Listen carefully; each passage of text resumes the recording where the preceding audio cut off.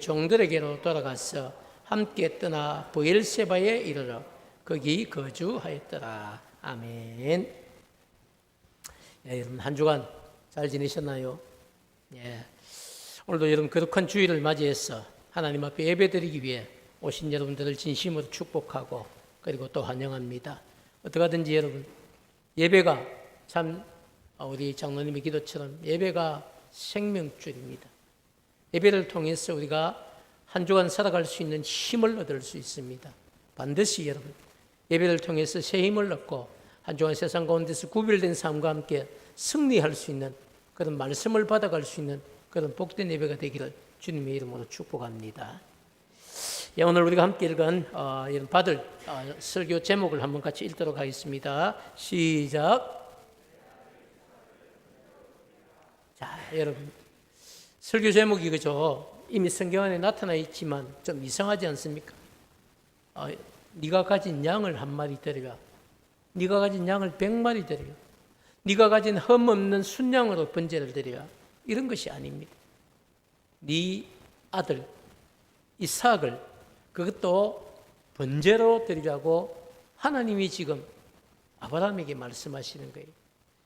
이걸 보고 하나님 정말 우리 하나님에 대해서 의구심이 들지 않는다면 우리 한번 좀 다시 생각해 봐야 됩니다. 그래서 오늘은 여러분 우리가 너무나 잘 알고 있는 이 한 사건을 살펴보면서 우리가 믿고 의지하는 하나님이 어떤 하나님이신지 그것을 다시 한번 우리가 더 깨닫고 그리고 삶의 현장에서 하나님을 신뢰하면서 어떤 상황에서도 여러분 믿음으로 살아갈 수 있는 그런 복된 성도들이 되시기를 주님의 이름으로 축복합니다. 그래서 오늘 전할 말씀은요, 어떤 사건에 무슨 일이 있었다 이것도 중요하지만 이런 명령을 내리시고 그리고 그 일에 순종했던 이 아브라함을 여러분 바라보면서 그냥 이 일이 되어진 일이 아니라는 사실입니다. 어떤 과정을 통해서 어떻게 그런 순종이 있을 수 있었는지 우리가 한번 살펴보자는 것이죠. 그럼 성경을 읽어가다 보면요, 하나님께서 자기 백성들에게 주셨던 명령, 내리셨던 명령이죠. 이 명령이 여러 가지 수없이 많이 있습니다. 그렇지만 사실은 정리를 해보면요, 저는 딱 두 가지로 그렇게 나눌 수가 있다고 믿습니다. 첫 번째는 이해할 수 있는 명령입니다. 우리가 그 명령을 딱 들었을 때 그래 좀 힘들지만 또 감당하기 어렵지만 그래도 이건 하면 되겠다, 해야 되겠다, 이런 명령이 있고요. 또 한 가지는 도무지 인간적인 생각으로는 이해할 수 없는 명령이 있어요. 아니 도대체 왜 이런 명령을 내리신 거지? 어떻게 하라고? 나보고 어쩌라는 거야? 이런 생각이 드는 명령이 있다는 사실입니다. 그래서 이해할 수 여러분 있는 명령은요, 이성적으로 우리가 생각했을 때에 감당하기는 힘들지만 그래도 타당하고 그리고 상식적인 명령이 이해할 수 있는 명령입니다. 그렇지만 예를 들면 이런 거죠. 아브라함 75세 때 그죠? 아브라함아, 네 아비 친척 집을 떠나 내가 너와 함께할 약속의 땅으로 가라. 이런 명령은요, 사실은 감당하기는 좀 힘듭니다. 그렇지만 이해가 돼요. 왜? 아비 친척 집이 어떤 땅이었습니까? 그 땅이 우상의 땅이었거든요. 그래서 하나님이 직접 이제 믿음의 사람으로 쓰실 일꾼 아브라함을 택하시고 그에게 너 이 땅에 있으면 안 된다. 너희 아비 친척 집 있는 곳을 완전히 떠났어. 아무도 없는 땅, 나와 너가 함께할 땅, 나만 바라보고 의지할 수 있는 땅, 그 약속의 땅으로 가라. 이건 여러분 사실은 감당하기 사실 힘들어요. 왜? 지금까지 살아온 모든 터전이 75년 동안 거기 있는데 그걸 다 버리고 하나님만 의지하고 가라고 하기 때문에 사실 힘들죠. 감당하기 힘들지만 그래도 이해할 수 없는 명령은 아닙니다. 이해가 되잖아요. 그런데 여러분 오늘 아브라함에게 주신 이 2절의 명령은요, 이해할 수가 없는 명령입니다. 2절 말씀 우리가 다시 한번 읽어보도록 하겠습니다. 시작.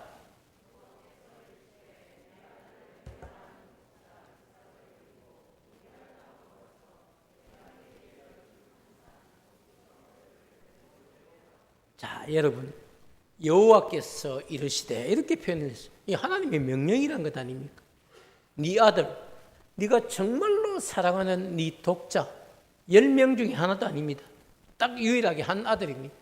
그 이삭을 데리고 모리아에 있는 땅으로 가서 내가 너희에게 일러준 한 산에 도착해서 그곳에서 그를 번제로 드리라는 겁니다.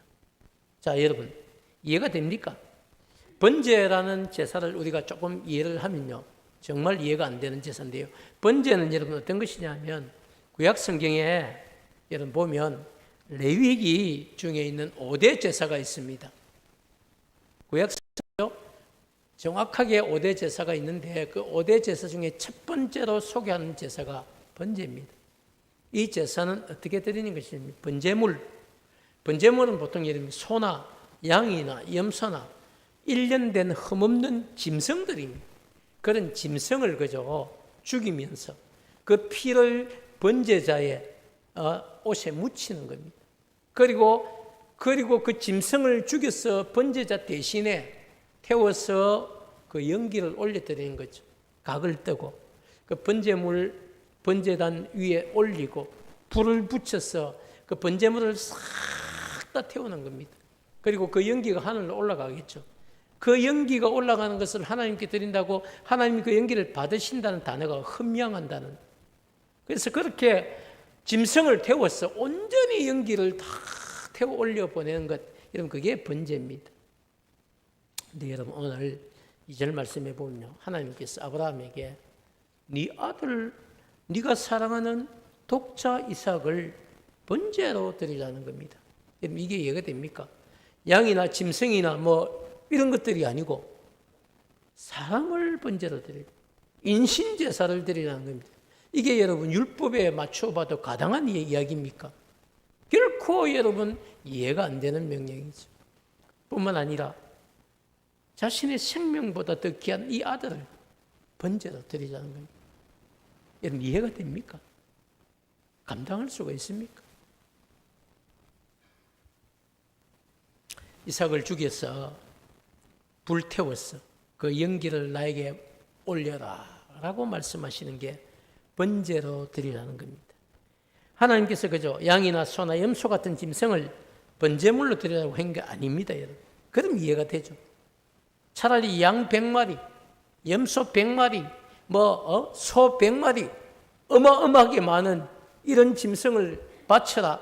이건 그래도 여러분 순종할 수 있습니다. 그런데 약속의 아들 독자 이삭입니다. 100살 때에 기적처럼 주셨던 하나님이 이 아들을 주시면서 여러분 그런 아들을 바치라고 지금 하는 겁니다. 한번 생각해 보시죠. 저는 말씀을 준비하면서도 그런 생각이 들었어요. 아니 줄 때는 언제고 다시 바치라고 하는 것은 무슨 마음일까? 아무리 여러분 하나님이시지만 이건 정말 너무한 명령 아닌가? 하나님이 지금 왜 그러면 왜 주신 거야?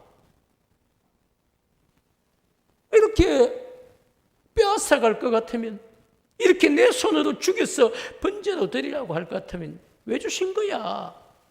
여러분, 아무리 생각해봐도 도무지 이해할 수 있는 명령이 아니고 이해할 수 없는 명령이었어요.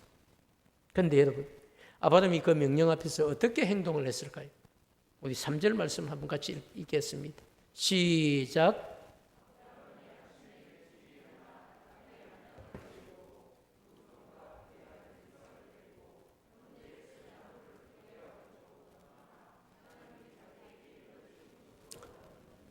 자, 여러분 한번 보시죠. 아브라함이 어떻게 대처를, 아브라함이 고민을 하는 것이 아니고요. 아침에 일찍 일어납니다. 그리고 어떻습니까? 나귀에다가 안장을 지우고, 그리고 두 종과 아들 이삭을 데리고 심지어 번제에 쓸 나무까지 다 쪼개어서 그것을 가지고 떠난, 어디로 갑니까? 하나님이 자기에게 일러주신 곳으로 출발한 겁니다. 자, 여러분, 상식적으로 도무지 이해할 수 없는 명령이었습니다. 그렇지만 망설이지 않고 아침 일찍 일어나 하나님의 명령에 순종을 한 겁니다. 하나님께서 이삭을 번제로 드리라고 한 이 모리아 땅의 한 산은요, 성경을 보면 꼬박 3일간 걸어서 가야만 도착할 수 있는 곳이었습니다. 집에서 3일을 가는 거죠. 하루에 보통 여러분 남자 걸음으로 하루 걸음이 한 40km쯤 됩니다. 그리고 3일 길을 갔으면 약 120km 정도 되는 길이겠죠. 120km의 여러분 길이 짧은 길은 아니죠. 사흘 길을 그렇게 가면서 무슨 생각을 했겠어요? 여러분, 얼마나 그 마음이 힘들었을까요?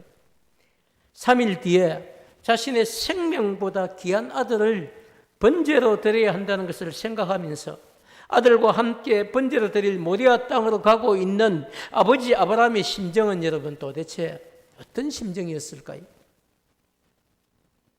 저는 이런 경우를 당해보지 않았지만 만약에 제게 하나님께서 이런 요구를 하셨다면요, 저는 아마 제일 첫 번째 제가 고민했을 게, 하나님, 이삭 대신에 제가 대신 번제물이 되면 안 됩니까? 하나님, 굳이 이삭을 바쳐야 된다면 하나님 차라리 이삭 대신에 저를 번제로 드리겠습니다. 여러분, 이런 마음 아닐까요? 그렇게 해서라도 아들을 살리고 아버지가 대신 여러분 죽겠다고 고백하는 그것이 아버지의 심정 아니겠습니까? 그렇지만 하나님께서 요구하신 것은요, 아브라함의 생명이 아니라 아들 이삭을 번제로 드리라는 것이었기 때문에 정말로 이해할 수 없는 명령이었지만, 그러나 순종해야 한다는 생각만 가지고 한 걸음 한 걸음 정말 힘든 마음을 안고 그 사흘 길을 걸어서 간 겁니다. 그리고 눈을 들어서 바라보니 드디어 번제 드릴 산이 보였습니다. 아브라함이 그 자리에서 이제 자신이 혹시 이삭을 번제로 드리려고 할 때에 함께 간 종들이 그렇게 하지 못하도록 말릴까 싶은 마음에 두 종들은, 너희들은 여기까지만, 너희 산 아래에 머물러 있으라. 이제 나와 내 아들 이삭이 올라가서 하나님 앞에 예배드리고 그리고 내려오겠다 하고, 이삭에게는 번제 드릴 그 번제에 사용할 나무를 등에 짊어지게 하고, 그리고 자신은 불 붙일 불이죠. 그리고 잡을 칼을 가지고 산으로 올라간 겁니다. 올라가면서 여러분 묻습니다. 어릴 적부터 그죠? 번제 드릴 이런 제사를 많이 보고 또 듣고 경험했던 이 이삭이 아버지에게 묻습니다. 아버지, 불과 나무는 있는데 번제 드릴 어린 양은 어디 있습니까? 궁금하지 않겠습니까, 여러분? 이 아들은 여러분, 정말 아버지, 제가 나무도 짊어지고 아버지도 불과 칼도 다 있는데 번제 드릴 양이 없는데요, 번제 드릴 양은 어디 있습니까? 묻는 겁니다. 여러분, 너무너무 사실 가슴 아픈 질문이죠. 저 같으면 울컥할 것 같아요. 근데 하나님은 이삭에게 이렇게, 아브라함은 이삭에게 이렇게, 너다, 바로 번제 드릴 양이 너다, 하나님이 너를 지명하셨다, 이렇게 말하지 않습니다. 그 말을 어떻게 하겠습니까? 그래서 하나님께서 자기를 위하여 친히 준비하실 것이다 라고 말해 주었습니다. 드디어 여러분, 하나님께서 아브라함에게 일러주신 곳, 지시하신 그곳에 두 사람이 도착을 한 겁니다. 아브라함은 가져갔던 나무로 단을 쌓고, 그리고 드디어 이삭을 결박하는 겁니다. 아들 이삭을 결박하고 제단 나무 위에 이삭을 올려놓고 이제 칼을 내밀어서 그를 죽이려고 합니다. 자, 여러분, 우리가 여기서 좀 더 보충 설명이 필요한 것은요, 분명히 이런 생각을 해요. 죽음을 여러분 인지했던 이삭일 겁니다. 분명히 어린 양은 없고 아버지가 제단을 다 쌓고 나무를 쌓고 나니까 자기를 갑자기 밧줄로 묶는 겁니다. 여러분, 이때 이삭의 나이가 몇 살일까요? 5살요? 10살요? 아닙니다.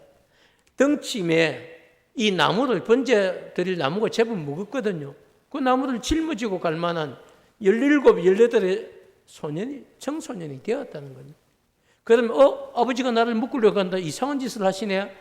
왜 이러십니까? 하고 아버지한테 저항을 할 수도 있고요. 또 아니면 여기 있다가는 내가 죽을 수도 있겠다 싶어서 도망을 칠 수도 있지 않겠습니까? 근데 여러분, 이삭은 그렇게 하지 않습니다. 그 자리에서 그대로 아버지에게 결박을 당하고, 그리고 번제단 위에 올라가도 거기서 막 아버지 이러지 마세요. 저 좀 살려주세요. 정신 나가셨습니까? 이렇게 이야기하지 않습니다.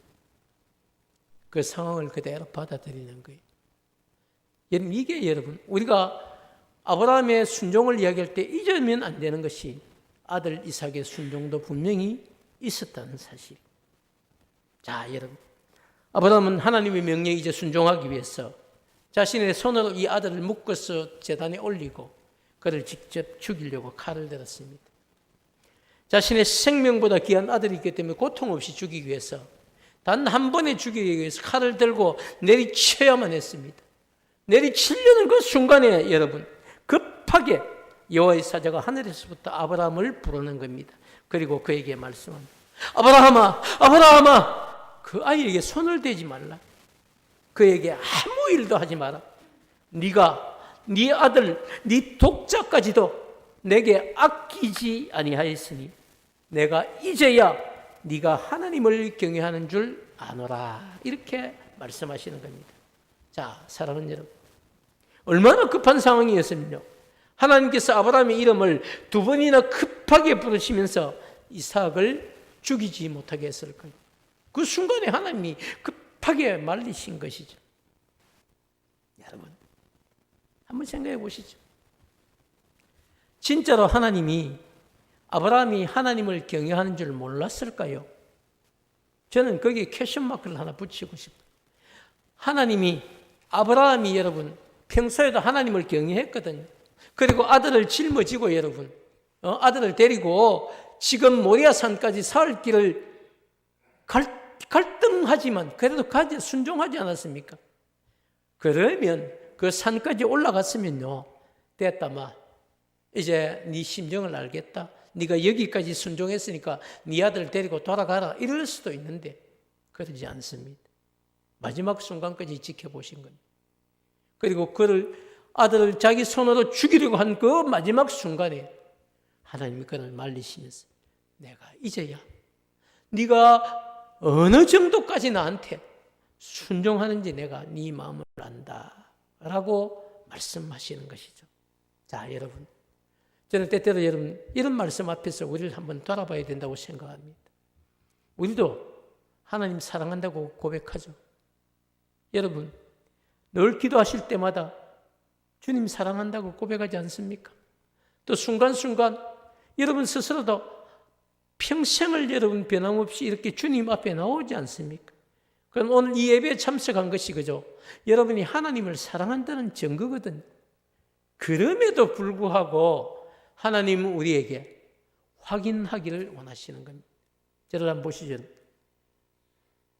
하나님께서 여러분을 향해서 그죠? 너 나를 사랑하니? 물으신다면 여러분 어떻게 대답하겠습니까? 예, 사랑합니다. 대답하실 거예요. 그럼 하나님 물으시겠죠? 얼마만큼 사랑하니? 그럼 여러분 어떻게 대답하겠습니까? 요만큼 사랑한다? 아니면 요만큼 사랑한다? 아니면 이만큼 사랑한다? 뭐 그렇게 다 표현하실 수 있겠죠. 그런데 하나님이 다시 한 번 더 물으십니다. 네가 가지고 있는 가장 소중한 것까지도 버리면서 나를 사랑할 수 있니? 여러분, 오늘 이삭을 버리라는 게 이런 것 아니에요. 네가 가진 가장 소중한 것, 그것보다도 나를 더 사랑할 수 있니? 그게 여러분 오늘 하나님의 질문이죠. 그리고 여러분, 아브라함은 어떻게 대답한 겁니까? 제가 제 아들 독자까지도 죽여서 번제로 드리려고 하신 말씀 앞에 순종합니다. 제가 그만큼 하나님의 명령을 지키고 사랑합니다 라고 대답을 한 거죠. 사랑하는 여러분, 오늘 하나님은 여러분 아브라함에게만 이런 질문을 하신 하나님이 아니시고요, 저에게도 여러분에게도 환경을 통하여서 우리에게 분명히 묻습니다. 여러분, 하나님을 사랑하십니까? 내게 있는 가장 소중한 것을 하나님이 요구한다고 해도 그것을 드리면서까지, 그것을 포기하면서까지 여러분 믿음 지키고 하나님 사랑한다고 고백할 수 있습니까? 제가 왜 이런 것을 묻습니까? 오늘 제가 설교를 시작하면서 우리 하나님이 어떤 분인지를 알아야 된다고 했습니다. 우리 하나님은 여러분, 우리를 사랑하시지만 가끔 한 번씩 정말 우리가 이해할 수 없는 환경을 몰아가시면서 우리에게 이름에도 불구하고, 아니 그럼에도 불구하고 제가 주님 사랑합니다, 이 고백을 여러분 듣기를 원하시는 분이 누구십니까? 우리 하나님이시죠. 왜 그렇습니까? 당신이 정말 하나밖에 없는 독자 예수 그리스도를 십자가에 내어주시면까지 내가 내 아들을 너희들을 위해서 주면서까지 내가 너희들을 사랑한다고 말씀하신 분이 누구십니까? 바로 우리 하나님이시거든요. 나는 내 아들을 너희들을 위해서 내어주지 않았니? 그게 바로 내 사랑이야. 너희들도 내가 너희들을 사랑하는 것만큼 나를 사랑하니? 라고 물으시는 분이 바로 우리 하나님이라는 사실입니다. 사랑하는 여러분, 생각해 보면 아브라함뿐 아니라 그죠? 우리도 살아가면서 때로는 우리가 감당하기 힘든 여러 가지 환경을 만납니다. 그렇지만 여러분, 바로 그때 그 순간이 하나님께서 우리의 믿음을 테스트 하시려는 순간이라는 사실을 잊지 마시기 바랍니다. 그래서 때로는 우리가 이해하기 힘든 명령을 받기도 하고 때로는 감당하기 힘든 환경을 맞이하기도 합니다. 그렇지만 하나님의 진짜 의도는 우리를 힘들게 하려는 것이 아니고요, 하나님을 원망하도록 하는 것이 아닙니다.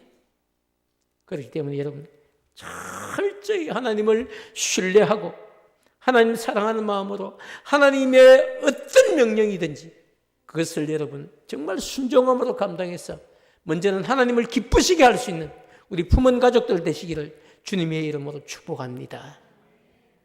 여러분, 여기서 말씀이 끝난 것이면요, 우리는 사실 하나님 테스트 하시는 하나님이구나 이라고 끝내야 됩니다. 그렇지만 그것보다 훨씬 더 중요한 말씀이 오늘 15절부터 18절 말씀에 등장을 합니다. 우리 같이 한번 쭉 읽어볼까요? 시작.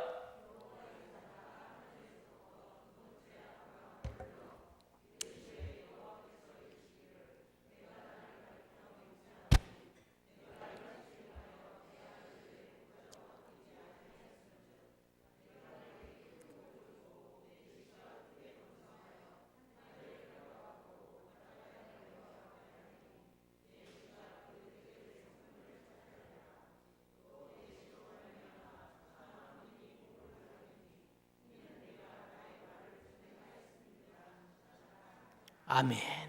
15절 다시 한번 돌아가 보겠습니다. 15절을 보시면요, 여호와의 사자가 한 사건이 끝났는데 그죠?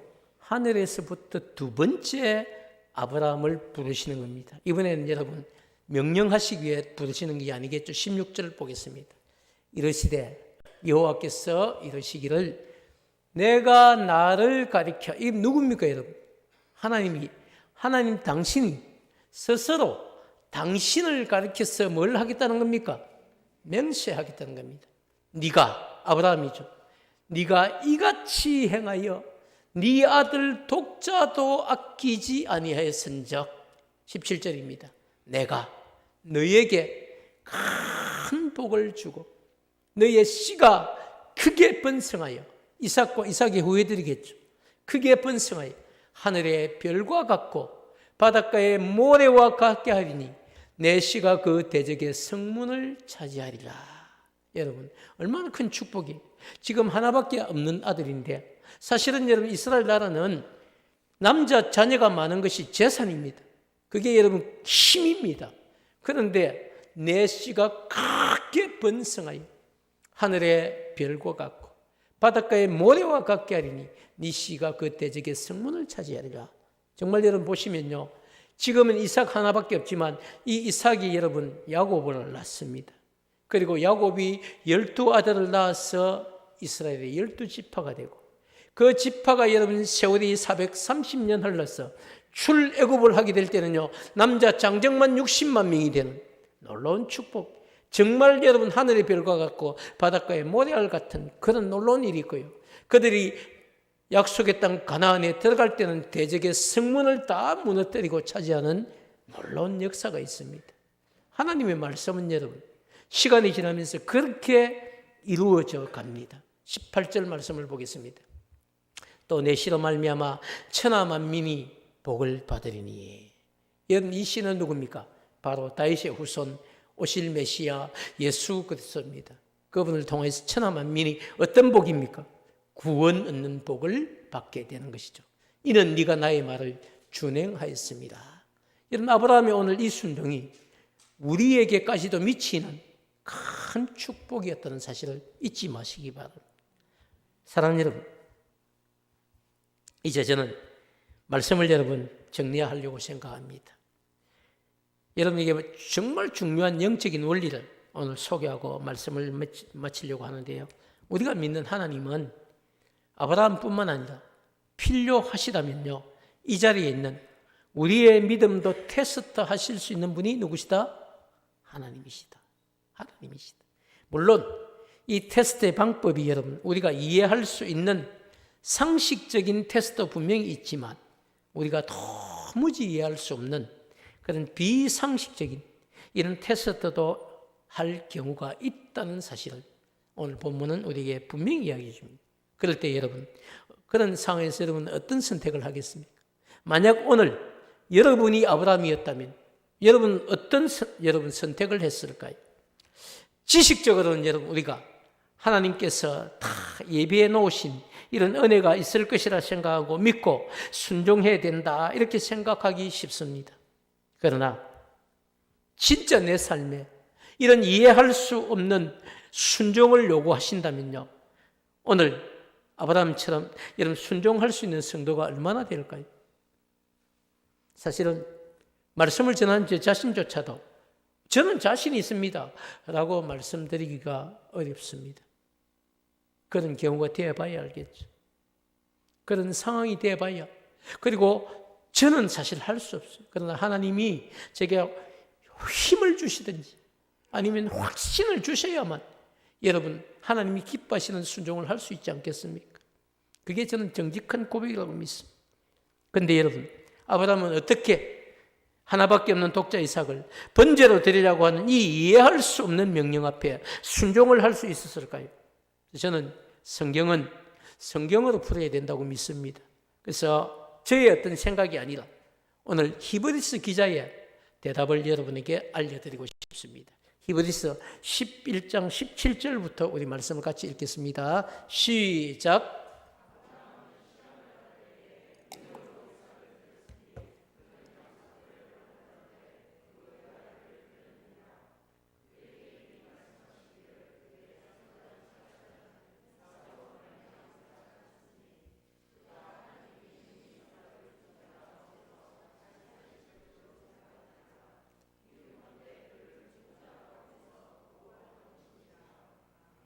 자, 여러분 17절 다시 한번 올려주시죠. 아브라함은 히브리서 기자는 여러분 이 사건을 이렇게 정리하고 있어요. 아브라함은 이해할 수 없는 이런 테스트를 받을 때에 믿음으로 이삭을 드렸다. 왜? 그의 믿음이 도대체 어떤 믿음입니까? 그는 약속들을 받은 자였다. 그래서 그 외아들을 드리기를 망설이지 않았다는 겁니다. 그러면서 18절은 좀 더 구체적으로 이야기를 합니다. 그에게 이미 어떤 약속을 주셨냐는 것이죠. 네 자손이라 칭할 자는 이삭으로 말미암음이라고 하시는 이 약속을 그가 믿었다는 겁니다. 여러분, 믿음으로 여러분 이 말 안에는요, 아브라함은 하나님께서 이삭을 주실 때부터 네게 독자를 주겠다. 그를 통해서 하늘의 별과 같이 땅의 모래알같이 바닷가의 모래알같이 네 후손을 많게 하시라고 하신 이 약속을 처음 받을 때부터 흔들리지 않고 믿고 있었다는 겁니다. 그래서 중간에 네 아들 이삭을 번제로 드리라고 하실 때도 하나님이 하신 말씀이니까, 하신 말씀이 있으시니까 내가 이삭을 드리겠다는 겁니다. 그런데 여러분 19절은 그 강한 이유를 다시 이야기합니다. 그게 뭡니까 여러분? 그가 아브라함이죠. 하나님이 능히 이삭을 내가 칼로 죽였어, 이삭을 번제로 드렸을지라도 하나님이 능히 그 이삭을 죽은 자 가운데서 다시 살리실 줄로 생각한지라. 여러분 이때 이미 아브라함이 어떤 신앙이 있습니까? 부활 신앙이. 하나님이 내 손으로 죽였지만 나는 명령에 순종해서 죽였고, 하나님은 내가 죽여도 다시 내 아들 이삭을 살리실 하나님이라는 사실을 그가 믿었다는 것입니다. 그러면서 여러분 비유컨대 그를 죽은 자 가운데서 도로 받았다라는 비유. 사랑하는 여러분,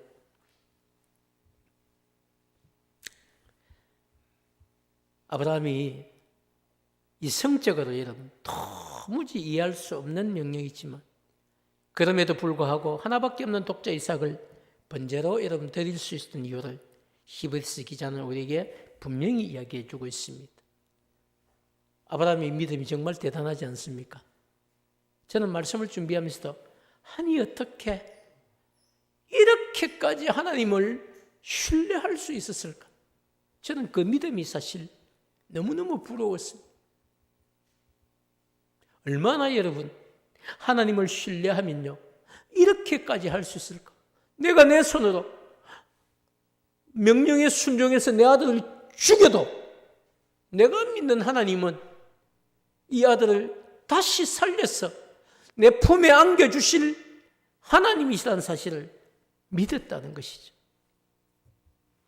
사랑하는 여러분, 그런 믿음이 있었기에 아브라함은 보통 사람들이 이해할 수 없는 네 아들 독자 이삭을 번제로 드리라고 하는 이 이해할 수 없는 명령 앞에서 하나님께 원망을 터뜨렸다든지 아니면 불평을 쏟아놓았다든지 여러분 그렇게 하지 않고 불과 칼을 가지고 묵묵히 사흘길을 걸어가서 모리아 산에 한 산에 여러분 번제로 드리기 위해서 올라갔고 마지막 순간에 칼을 들어 그 아들을 죽이려고 한 겁니다. 사랑하는 여러분, 우리 하나님에 대해서 이런 믿음이 있습니까? 하나님은 이 마지막 시대에 이런 믿음의 사람을 찾고 계십니다. 이 땅에 수많은 그리스도인이 있지만 하나님이 쓰실 일꾼 누구겠습니까? 하나님을 신뢰하는, 철저히 신뢰하는 믿음의 사람들이겠죠. 죽은 자도 다시 살리시는 하나님. 바로 그것을 믿을 신앙인들, 믿음의 사람들을 하나님이 찾아 이 마지막 시대를 사용하시지 않겠습니까? 사랑하는 여러분, 저는 오늘 말씀을 받은 저와 여러분 우리 모두가 이 마지막 시대에 정말 우리 하나님이 찾으시는 믿음의 사람들로 우뚝 서기를 주님의 이름으로 축복합니다. 여러분, 신앙은 지식 아닙니다. 물론 지식이 있어야 됩니다. 하나님이 누군지를 알아야 되죠. 그리고 알면 그 다음엔 어떻게 살아야 됩니까? 알면 그 하나님 앞에 순종을 하는 거예요.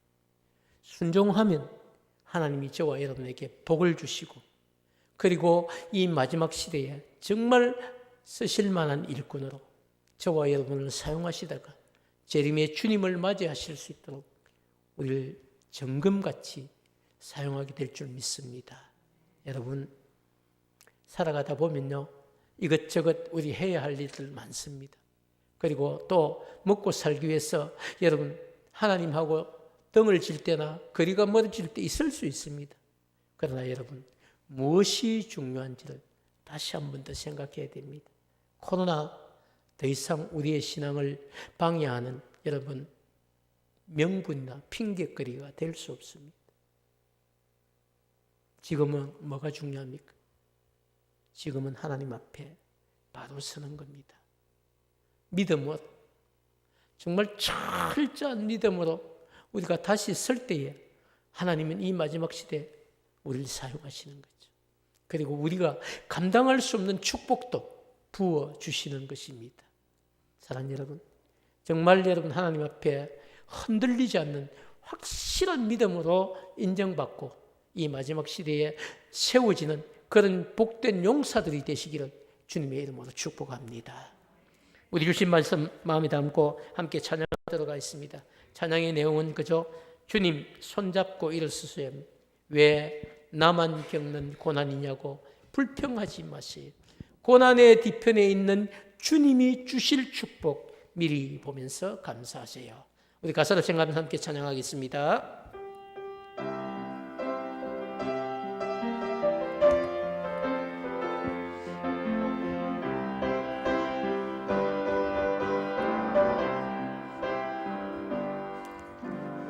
왜 나만 겪는 고난이냐고 불평하지 마세요. 고난의 뒤편에 있는 주님이 주실 축복 미리 보면서 감사하세요. 너무 견디기 힘든 지금 이 순간에도 주님은 일하고 계시잖아요. 남들은 지쳐 앉아 있을지라도 당신만은 일어서세요. 힘을 내세요. 힘을 내세요. 주님이 손잡고 계시잖아요. 주님이 나와 함께함을 믿는다면 어떤 역경도 이길 수 있잖아요. 왜 이런 슬픔 찾아왔는지 원망하지 마세요. 당신은 이런 것보다 주님께 받은 은혜 더욱 많음에 감사하세요. 너무 견디기 힘든 지금 이 순간에도 주님은 일하고 계시잖아요. 남들은 지쳐 앉아 있을지라도 당신만 일어서세요. 힘을 내세요. 힘을 내세요. 주님이 손잡고 계시잖아요. 주님이 나와 함께함을 믿는다면 어떤 역경도 이길 수 있잖아요. 힘을 내세요. 힘을 내세요. 힘을 내세요. 주님이 손잡고 계시잖아요. 주님이 나와 함께함을 믿는다면 어떤 역경도 이길 수 있잖아요.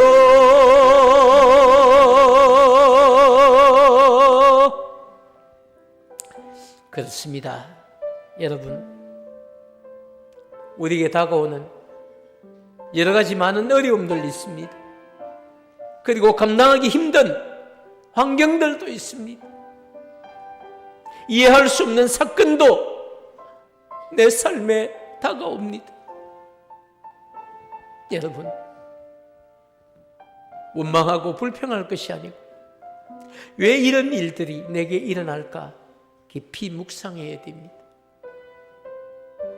그리고 살아계신 하나님, 나를 사랑하시는 하나님, 그분의 간섭하심이 있다는 사실을 잊지 마시기 바랍니다.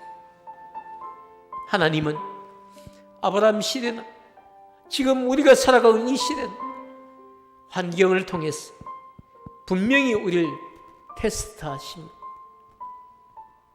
너 얼마나 나를 사랑하니?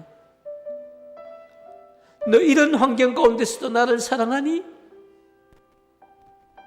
너 얼마나 나를 깊이 사랑하니? 하나님은 우리에게 묻고 싶고, 그리고 우리가 그런 환경 가운데서도 하나님, 제 첫 번째 사랑의 대상은 하나님이십니다. 그런 대답을 원하신다는 것입니다. 그리고 그것으로 끝나지 않고 그런 믿음으로 하나님 앞에 선 사람들에게 하나님이 더 큰 은혜와 축복을 반드시 주신다는 사실이죠. 이 시간 우리는 그래서 믿음으로 기도해야 됩니다. 하나님, 우리 앞에 다가온 힘든 환경만 보지 않게 하여 주시고, 그 환경 뒤에서 내가 어떻게 대처하는지 나를 주목하고 있는 하나님 계신다는 사실을 늘 잊지 않게 해주시고, 나를 바라보시는 하나님의 마음을 기쁘시게 해드릴 수 있는 복된 성도가 되게 해달라고 우리 간절한 마음 함께 통성으로 기도의 자리로 나아가도록 하겠습니다. 아버지, 저희들 연약함, 저희들 그냥 두시고 쓰러질 수밖에 연약한 존재, 조그마한 환경 앞에도 넘어집니다. 아버지, 이런 연약한 저희들이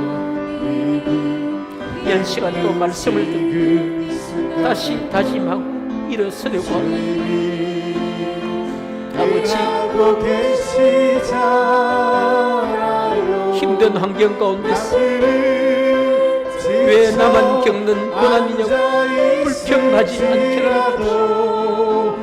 왜 이런 슬픔이 찾아오는지 원망하지 않게 하옵소서. 고난의 뒤편에 있는 주님이 주실 축복 미리 바라볼 수 있는 믿음 주시기를, 이런 것보다 주님께 받은 은혜가 더욱 많음에 감사할 수 있는 저희들이 되게 하여 주시기를 원합니다.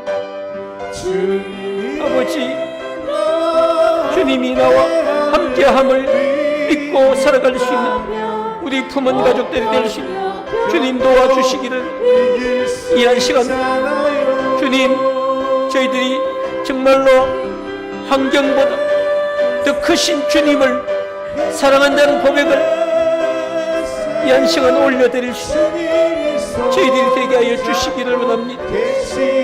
아버지, 우리 품은 가족들 힘든 환경 가운데 하나님 꼭 붙잡고 승리하게 하여 하나님의 마음을 기쁘시게 하여 더 큰 믿음의 삶 세워지게 하여 주옵소서.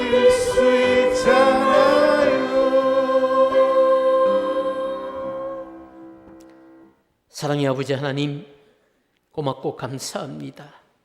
오늘도 말씀을 통하여서 우리 하나님이 어떤 하나님인지를 정확하게 다시 한 번 더 깨닫게 하여 주시고, 우리 앞에 다가온 모든 힘든 환경들이 그냥 힘든 환경이 아니라 하나님께서 나를 테스트하시는 그런 분명한 과정인 줄 알게 하여 주시고, 하나님 잘 이겨내게 하여 주시고, 그리고 정말 그 고난의 뒤편에 있는 주님 주실 축복 미리 보면 감사할 수 있는 저희들 되게 하여 주옵소서.